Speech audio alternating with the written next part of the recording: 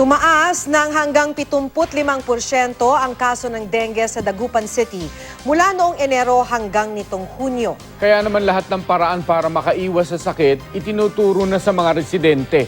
Makibalita tayo kay Joanne Ponsoy ng GMA Dagupan.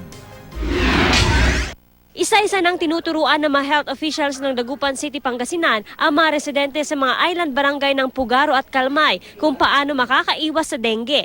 Bawat paraan para maiwasan ang dengue, isinusulat sa papel at kinakabisado ng mga residente. Bukod sa lecture, itinuturo din ang tamang paggamit ng mosquito larvicide granules na pamuksa sa mga lamok.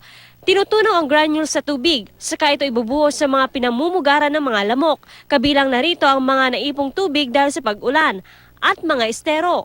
Yung result po niya, mataas po. Halos lahat po ng nakuha naming mga larvae, positive siya sa Aedes aegypti.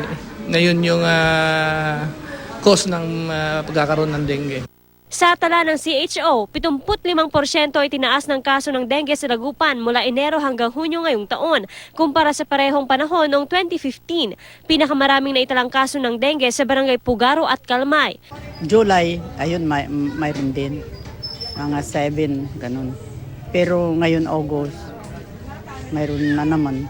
Bukod sa anti-dengue awareness campaign, nagsasagawa na rin ang CHO ng misting sa mga barangay. Joanne Ponsoy, Nagbabalita, Pilipinas.